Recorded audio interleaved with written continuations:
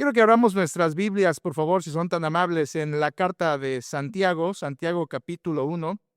Santiago es el medio hermano en la carne del Señor Jesucristo, hijo de José y de María. Y si alguien tiene mucho que decir sobre Jesucristo, es Santiago, porque creció con el Señor Jesucristo como hermano mayor.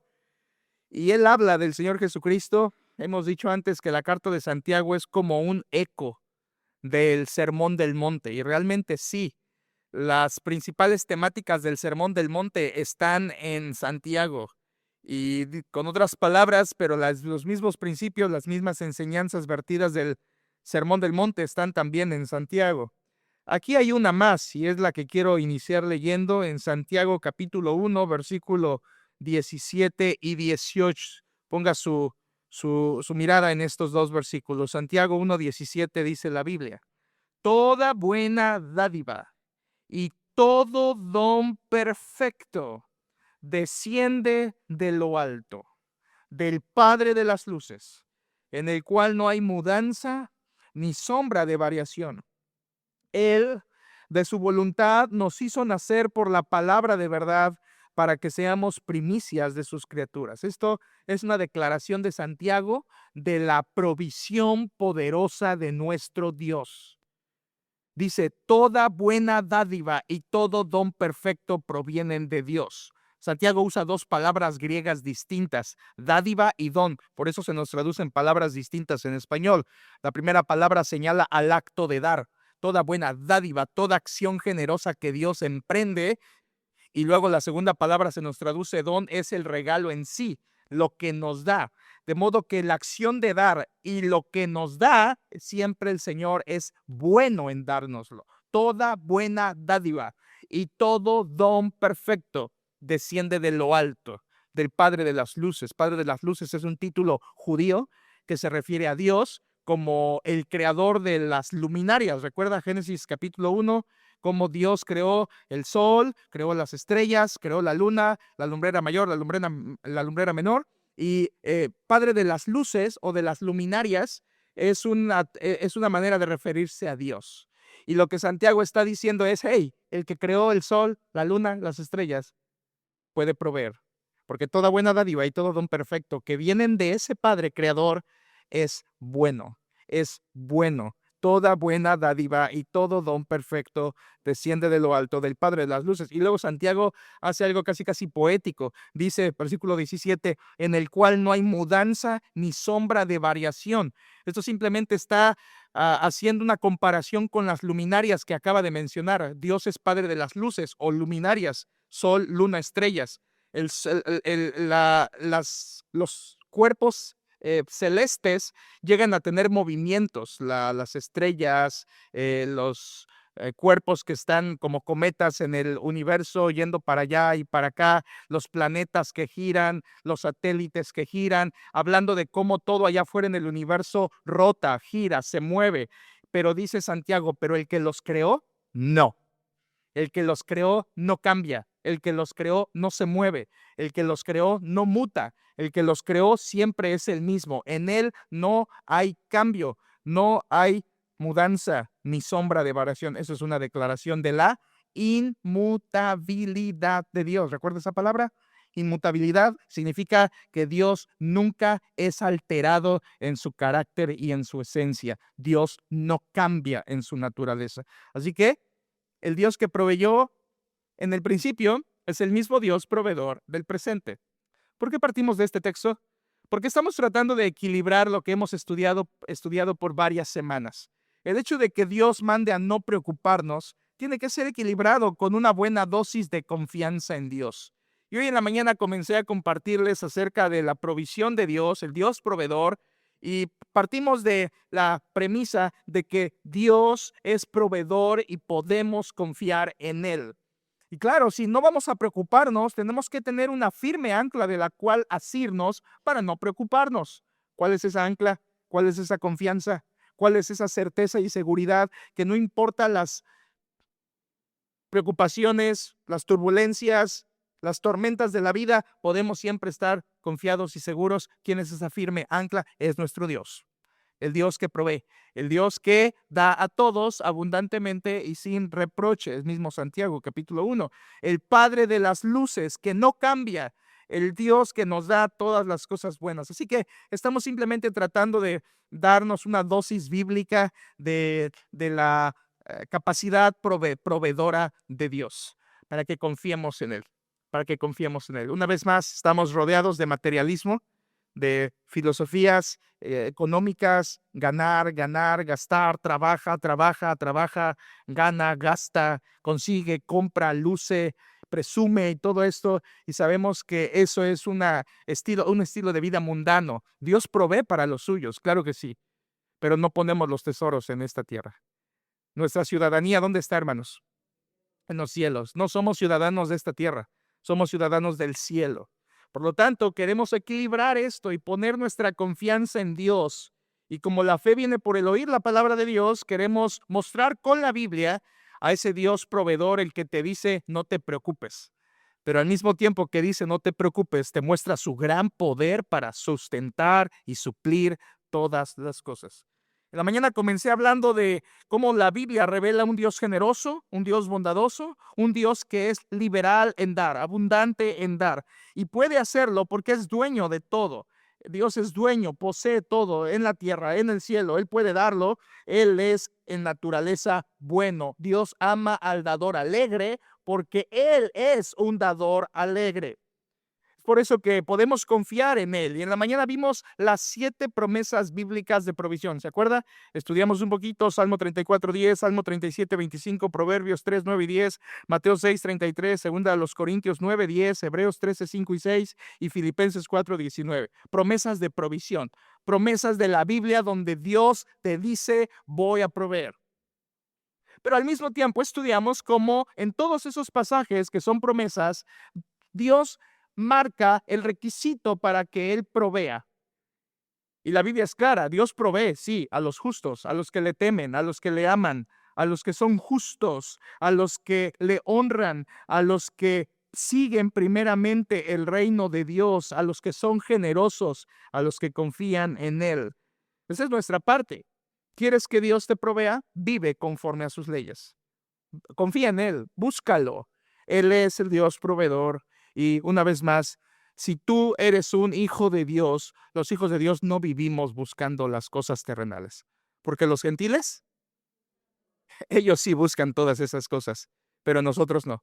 Nosotros buscamos primeramente el reino de Dios. Sí, la vida se trata de una búsqueda, pero en los cristianos la vida no es una búsqueda de cosas materiales. Para los cristianos la vida es una búsqueda de Dios. Eso es nuestro todo. ¿Se acuerdan del Señor Jesucristo? Hey, la vida del hombre no consiste en la abundancia de los bienes que posee.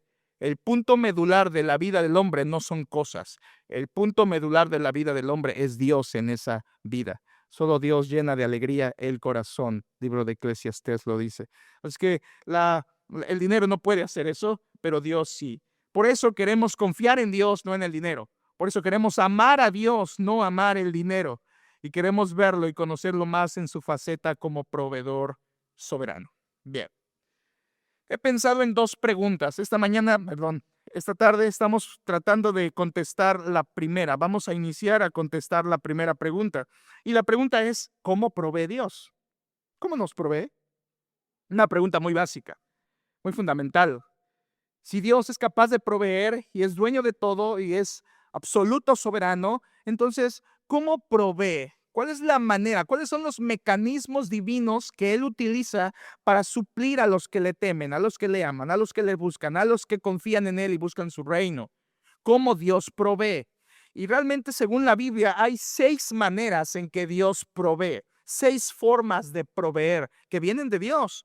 Y quiero estudiarlas con usted, y esta noche al parecer solo veremos unas 3 y dejaremos el resto para después. Y quisiera contestar esta pregunta. Va a ser un poquito didáctico, más como una lección que como una predicación. Es más una lección esto, así que podemos aprovecharlo y tener una visión más clara de cómo Dios provee. Número 1. Vamos a ver 6 provisiones de Dios o formas de proveer. Número 1, provisión natural. Provisión natural. ¿Y a qué nos referimos con esto? Nos referimos a cuando Dios creó todas las cosas, la naturaleza, la creación que Él hizo. Él puso en la naturaleza la manera de sustentar al hombre de manera natural. ¿Quieres verlo? Génesis capítulo 2, por favor. Esto es provisión natural. Génesis capítulo 2, volvamos al principio. Cuando Dios crea al hombre en Génesis capítulo 2, versículo 4, dice, estos son los orígenes de los cielos y de la tierra cuando fueron creados. Estamos yéndonos hasta el origen de todo. El día que Jehová Dios hizo la tierra y los cielos. Versículo 7 dice que Dios formó al hombre. Génesis 2:7 dice, entonces Jehová Dios formó al hombre del polvo de la tierra y sopló en su nariz aliento de vida y fue el hombre un ser o un alma viviente. Versículo 8 dice lo que Dios hizo para proveerle. Esta es provisión, hermanos, de Dios. Vean, versículo 8, y Jehová Dios plantó un huerto en Edén, al oriente, y puso allí al hombre que había formado. Y Jehová Dios hizo nacer de la tierra todo árbol delicioso a la vista y bueno para comer. También el árbol de la vida en medio del huerto y el árbol de la ciencia del bien y del mal. Aquí tenemos cómo Dios al principio crea absolutamente todas las plantas y los animales, y aquí específicamente se refiere a las plantas que dan fruto para comer.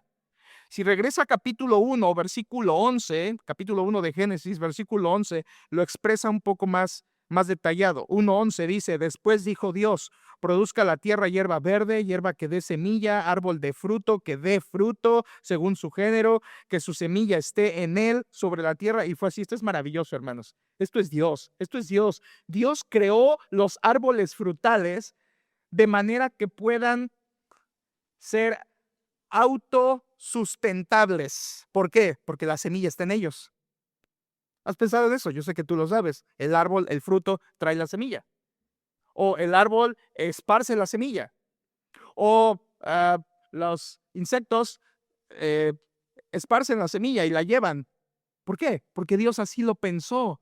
Es una idea hermosa que Dios al principio pensó de que los árboles, especialmente los árboles que dan fruto, su semilla esté en ellos.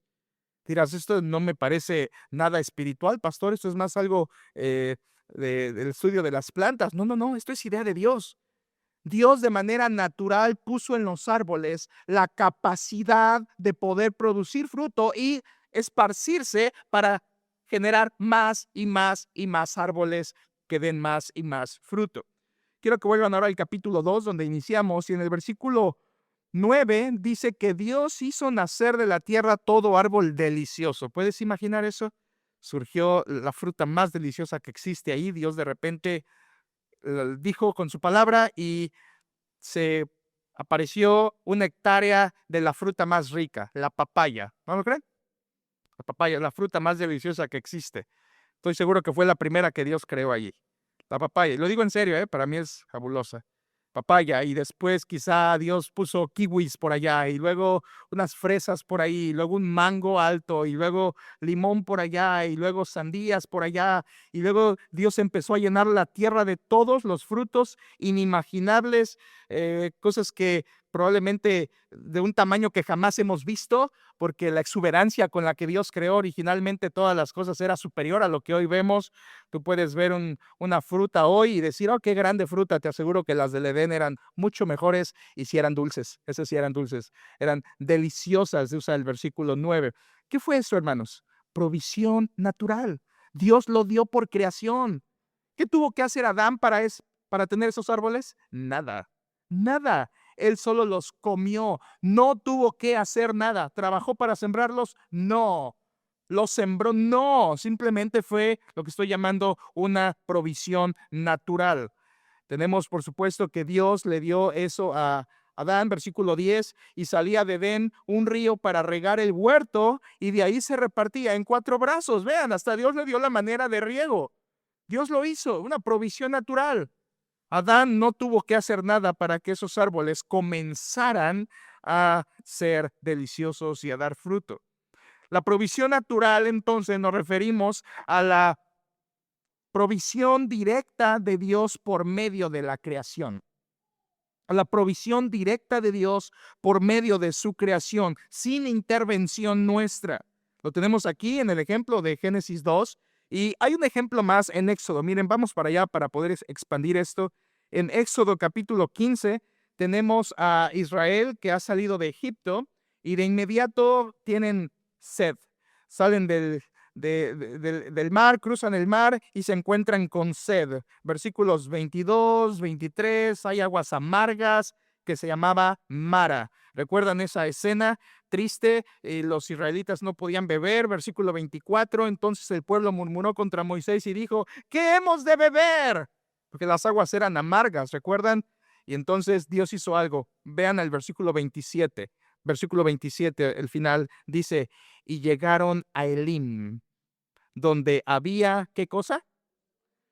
12 fuentes de aguas. A ver, un momento. ¿Dios de un momento a otro creó esas 12 fuentes o ya estaban? El texto dice que ya estaban. ¿Qué fue eso? Provisión natural. Simplemente siguieron caminando y, hey, se encontraron con Elim, un lugar que naturalmente tenía agua. 12 fuentes de agua. Acababan de venir del agua amarga, no pudieron beberla, y Dios los lleva a Elim, 12 fuentes de aguas. Provisión natural. No tuvieron que hacer nada para tener esa agua fresca de Elim. Esto, hermanos, significa que Dios provee por medio de la creación que Él mismo formó y que lo hace para bien y provecho de nosotros. Ahora, por cierto, no le dije, pero en cada una de estas 6 provisiones voy a estar preguntando, ¿sigue Dios proveyendo de esta manera? Porque algunas sí y otras no, ¿sí? Entonces, esta primera manera, provisión natural, ¿Dios sigue proveyendo de manera natural? Claro que sí, claro que sí. ¿Cuántos de ustedes alguna vez en su casa dijeron, mira, empezó a crecer este árbol de fruta? ¿Quién lo plantó? Yo no. Algún pajarito lo trajo, pero qué rico, vamos a comer. ¿Les pasó alguna vez? A mí sí, y es hermoso. Dices, yo no planté esto, yo no, simplemente se empezó a crecer y luego disfrutas de eso y viene el fruto y es una bendición y Dios provee. Claro, por supuesto, no puedes vivir de esa mata para siempre, pero es algo que Dios ha provisto. Provisión natural. Creo que es la más básica de todas. ¿Dios lo sigue haciendo? Sí, es a través de su creación. Qué hermoso, que Dios es tan bueno que en su misma creación ha dado la manera de proveer al hombre. Creo que esa es la más básica, la más rudimentaria de todas. Y creo que muchos de ustedes no estarían contentos con solo eso, porque pues ahí Adán todavía no comía carne, así que estaba con las frutas y todo eso era algo que nosotros a lo mejor no aguantaríamos. Número 2, hay una segunda manera en que Dios provee. La provisión natural fue la primera, y en segundo lugar, la provisión, esta está más honda, y es la provisión milagrosa. A veces Dios provee o proveyó por medio de milagros. ¿Qué es un milagro? Un milagro es cuando Dios rompe las reglas de la naturaleza, el orden normal de las cosas, para hacer algo conforme a su voluntad. Un milagro es cuando sale de la normalidad. Un milagro es cuando Dios opera un acto sobrenatural distinto al orden establecido de las cosas para proveer a su pueblo. Y aquí tenemos varios ejemplos. Quisiera que comenzáramos en Primero de Reyes, capítulo 17. Quiero que vean cómo la Biblia muestra un Dios que es capaz de proveer, número 1, provisión natural, pero número 2, provisión milagrosa. Primero de Reyes 17. Primero de Reyes 17. Y nos vamos hasta los tiempos de Elías. Tiempos de Elías. Por cierto, aquí hay en este pasaje tenemos ambas. Tenemos la provisión natural a partir del versículo 3. Primero de Reyes 17:3, tenemos la provisión natural, el primer punto. Solo quiero leerlo para que vean que está ahí.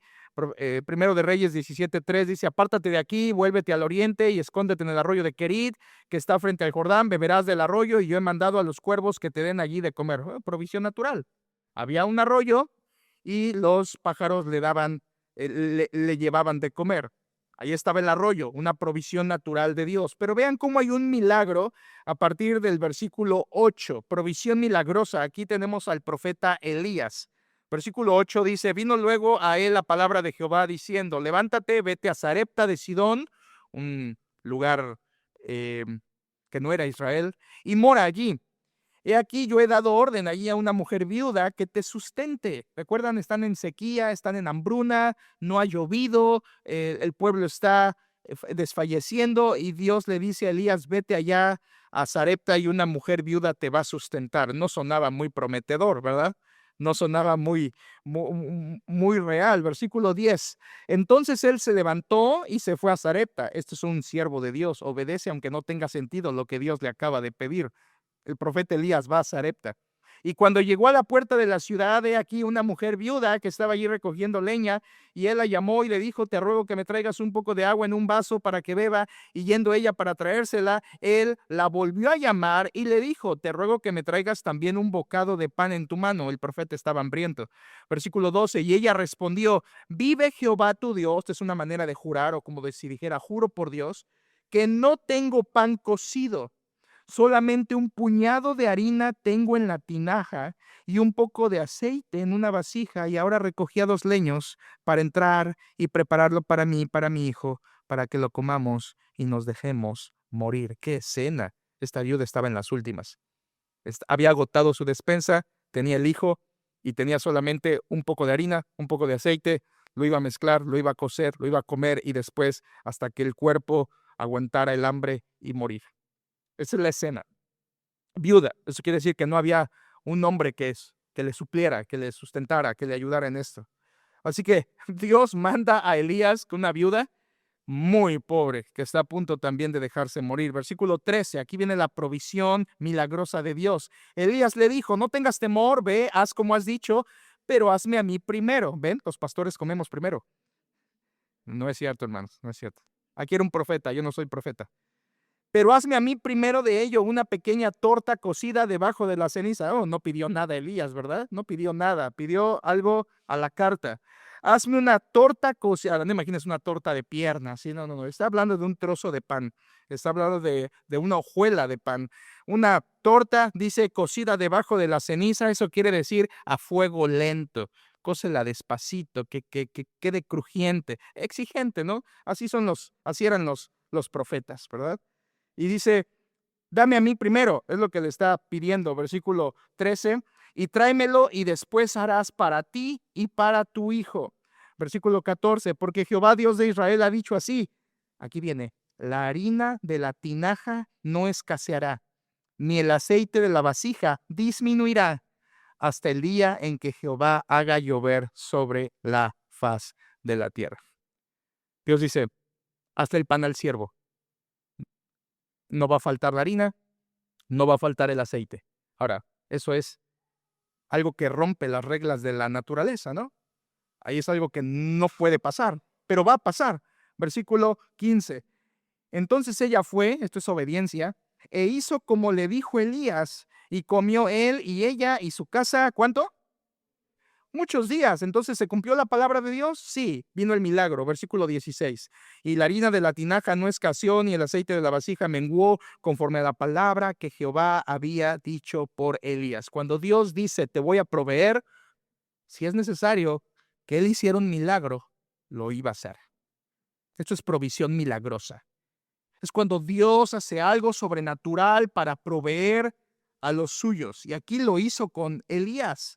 La harina no escaseó, ni el aceite menguó, tal como Dios lo había prometido. Es algo maravilloso.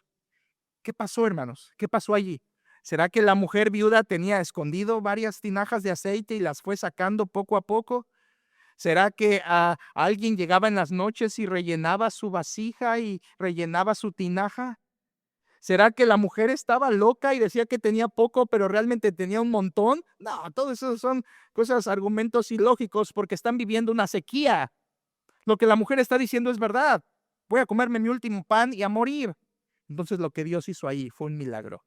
Un milagro por el cual proveyó a la mujer, al hijo y al profeta Elías. ¿Recuerdan uno más? Juan capítulo 2, por favor, hermanos. Vean este ejemplo maravilloso.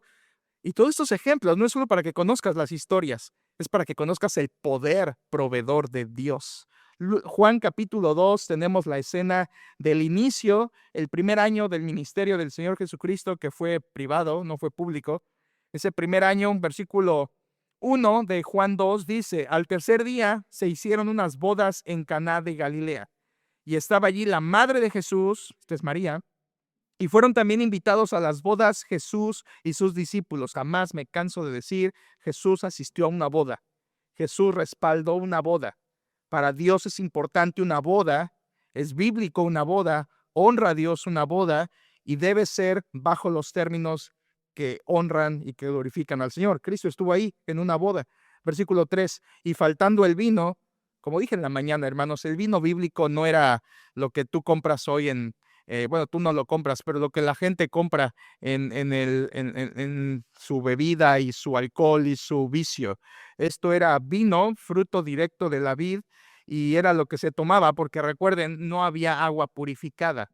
Sí, no existía San Andrés, no existía Bonafont, no existía Be-Light, y realmente el agua que había en Medio Oriente era sucia, impura. Entonces lo único que tenían para beber era exprimir uvas, y esa era su agua normal, su agua natural, por así decirlo, porque el agua natural estaba contaminada. Así que la mezclaban con un poquito de agua, y el vino, al fermentar un poco, porque usted sabe que tampoco había refrigeradores, entonces se fermentaba muy rápido, y esa fermentación de alguna manera purificaba un poco el agua con la que lo habían mezclado, y entonces lo tomaban y no les hacía daño. Su estómago estaba preparado para eso, ¿verdad?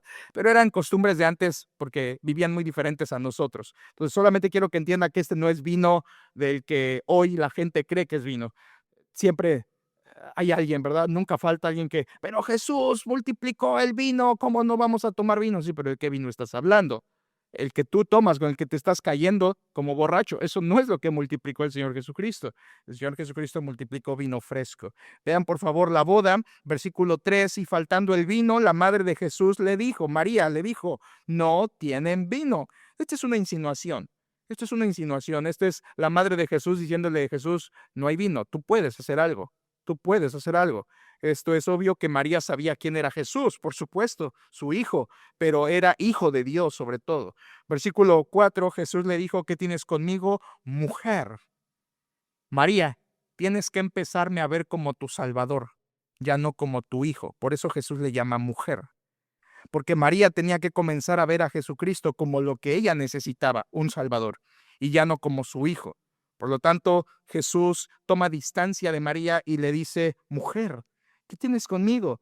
Aún no ha venido mi hora. Mi hora significa mi hora de manifestarme públicamente con milagros a la multitud, a la gente. Y esto fue así hasta el segundo año, cuando Cristo comenzó su ministerio público. Pero tenemos que María obedece. Versículo 5, su madre dijo a los que le servían, haced todo lo que os dijere, sométanse a él. Ahí María guarda su boca, y saben, hermanos, María no escucha ninguna oración. Hoy la gente que ora a María, María no escucha absolutamente ninguna oración, absolutamente ninguna. Ninguna oración a María llega al cielo. María está en el cielo. Por supuesto, María está en el cielo. Yo conoceré un día a María y le preguntaré si había burrito o no había burrito en Belén. Pero María está en el cielo. Y el punto es que ella está en el cielo porque confió en su Hijo como su Salvador, en el Señor Jesucristo. Y si María no escucha ninguna oración, pero si alguna vez Dios le permitiera escuchar una oración de la gente de la tierra, María diría lo mismo. Hagan todo lo que les diga. Obedezcan a mi Hijo Jesucristo. Obedezcan al Señor. No a mí. María no es intercesora porque hay un solo mediador entre Dios y los hombres, ¿recuerdan? Jesucristo hombre. Entonces María trató de intervenir ahí, se quedó callada y dijo, sí, cierto, tú eres el rey. Haced todo lo que os dijere. Versículo 6, y estaban allí 6 tinajas de piedra para agua, conforme al rito de la purificación de los judíos. Estas no eran tinajas de beber, estas eran tinajas de lavado. Eran tinajas impuras, sucias. Eran para lavado. Dice, en cada una de las cuales cabían 2 o 3 cántaros. Jesús les dijo, llenad estas tinajas de agua. Y las llenaron hasta arriba. Eso debió haber sido una boda pudiente, porque había agua y había suficiente vino, así que era una boda pudiente. Las llenan de agua, versículo 8 dice, entonces les dijo, sacad ahora y llevadlo al maestresala. ¿Qué eran? ¿Tinajas llenas de qué? De agua. Hasta ese momento eran tinajas llenas de agua. Es la orden que dio Jesús. Llévenla al maestresala. Esto es el encargado del buffet, del menú, del banquete. Versículo 9, cuando el maestresala probó el agua hecha vino, esto quiere decir que hubo un milagro, ¿sí? Hubo un milagro. Entre que echaron el agua en las tinajas y la llevaron al maestresala, en ese inter de segundos, Cristo hizo un milagro para proveer a esa boda. Pero tú dirás, ¿por qué era tan importante eso? Porque una boda sin vino era fracaso. Una boda sin vino, o sea, ya no podían continuar la fiesta. Entonces Jesús hace algo bueno por ese matrimonio y les multiplica o les genera ese vino. En esos inter de segundos, Jesucristo convierte el agua en vino.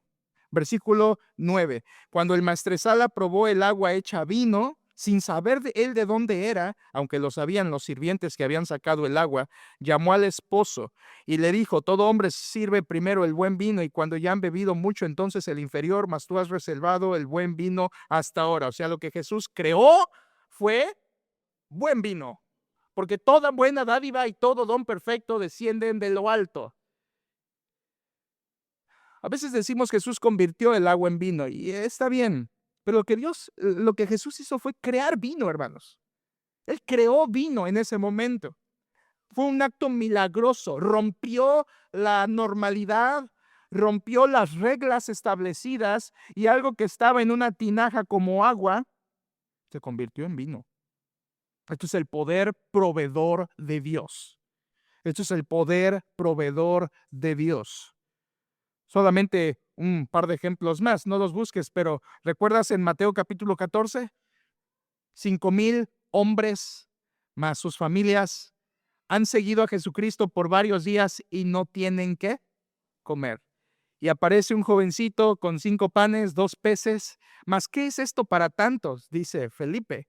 Entonces Jesús los manda a recostar a todos, una multitud, eran probablemente unos 12,000 o 15,000 personas en total, y Jesucristo toma los 5 panes y 2 peces, levanta los ojos al cielo, da gracias y comienza a repartir. Siempre decimos, la multiplicación de los panes y los peces. Una vez más, no, Dios no multiplicó nada, Dios creó comida.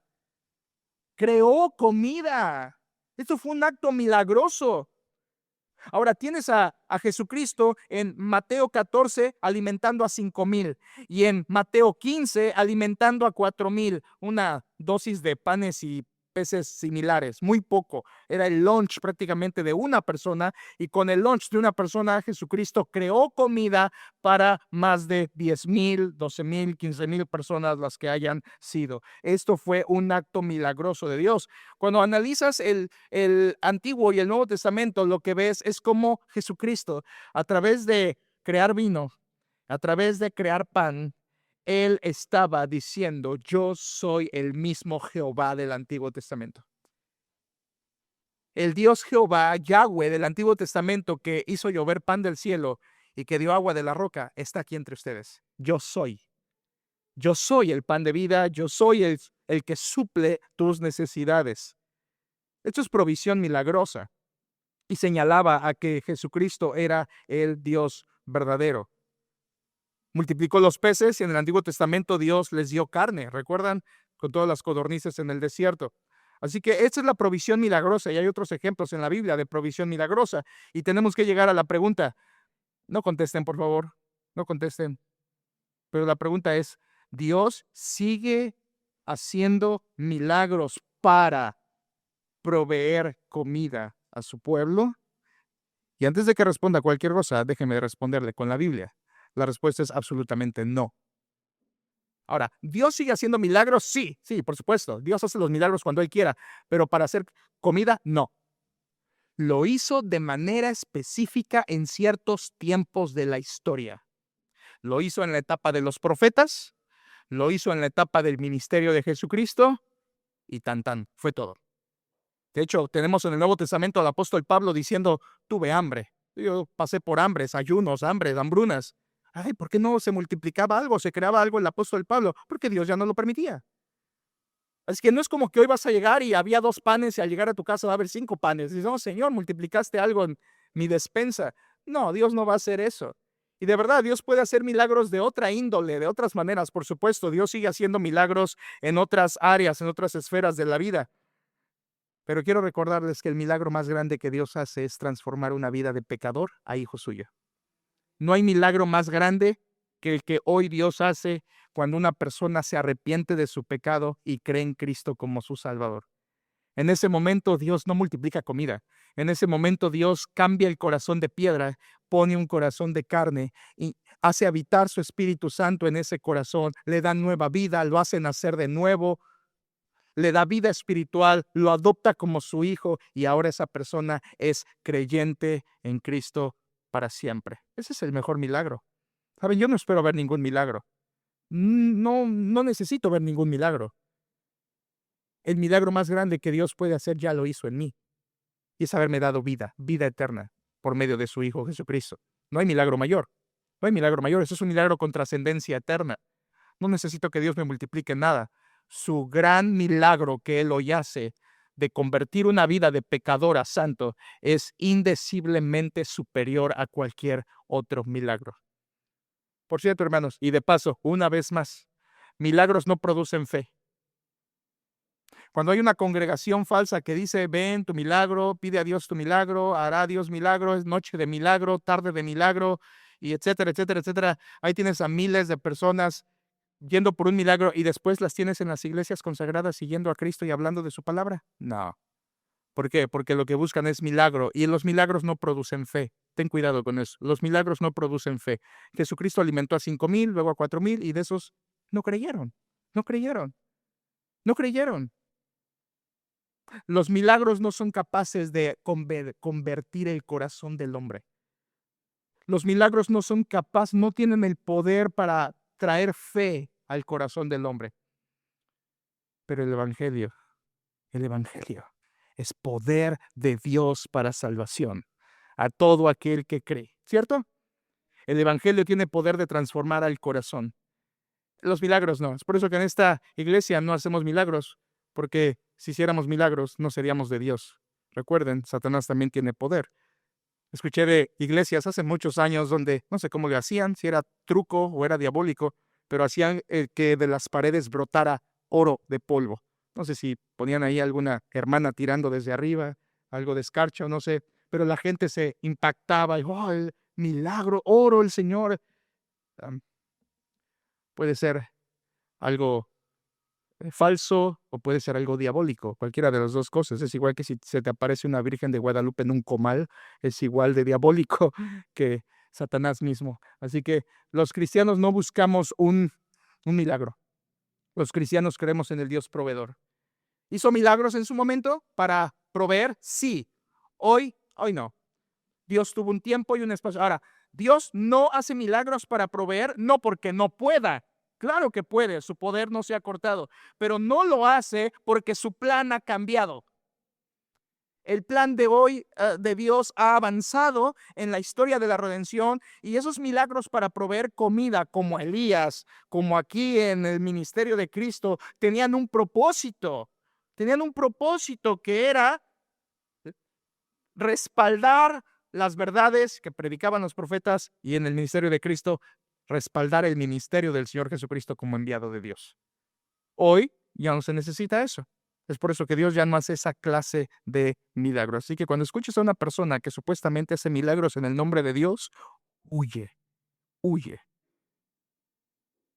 Es de cualquier otra fuente, menos de Dios. Terminemos con la tercera y última, muy rápido. ¿Cómo provee Dios? Número 1, provisión natural. Número 2, provisión milagrosa, y hay otros ejemplos en la Biblia. Pero número 3, provisión providencial. Provisión providencial. Y quisiera que fuéramos al libro de Ruth, por favor. Libro de Ruth. Ahí en el libro de Ruth simplemente voy a tratar, después lo puede leer porque el tiempo se nos ha agotado, pero usted conoce un poco la historia de Ruth.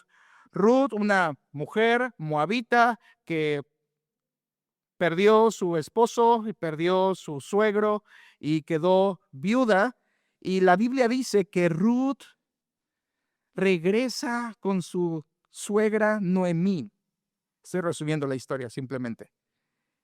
Y cuando su suegra Noemí la envía a espigar para comer, porque no tenían para comer, eran pobres, no tienen esposos, han muerto. La Biblia dice que la anciana manda a la joven Ruth y le dice, ve a espigar a un campo, hija. Espigar era una costumbre porque los pobres podían hacer eso y no se les contaba como robo, se les contaba como algo que Dios había permitido. Iban y espigaban, o sea, recogían los frutos que habían quedado de los que habían segado, como lo que iba cayendo. Y Ruth va y dice la Biblia que cuando Ruth va a espigar, espigó en el campo de un hombre llamado Booz. ¿Qué diríamos nosotros como mexicanos? ¡Qué casualidad! ¿Cómo exactamente en el campo donde necesitaba espigar, espigó? Y nadie le dijo, oye, espiga ya. No. Ahora, ¿por qué estoy diciendo esto? Conoces la historia, ¿verdad? Porque Booz era un pariente cercano que podía redimirlas, sacarlas de la pobreza. Y Booz terminó casándose con Ruth y entonces la redimió y la sacó de la pobreza y la hizo nada más y nada menos que una predecesora de la línea mesiánica que terminó en el Señor Jesucristo. Pero uno dice, qué casualidad, cómo exactamente en el campo donde tenía que ir sin que nadie le dijera, no vio señal, no, vean hermanos, no hubo milagro en esto. No es como que una voz le dijo a Ruth, Ruth, espiga ahí en la esquina a la derecha, al fondo, luego. No hubo nada milagroso, hubo providencia. ¿Qué es la providencia de Dios? La providencia de Dios es Dios controlando todo en este mundo a través del curso normal de la vida. La providencia de Dios. Tú dices, oh, me iba a cortar el dedo y no me lo corté. Por nada casi me lo corto. Eso no fue por casi, no fue casualidad. Dios no lo permitió porque Él lo controla. Hermanos, Dios controla absolutamente todo. No hay, como dijeron los antiguos, no hay un átomo rebelde a la voluntad de Dios.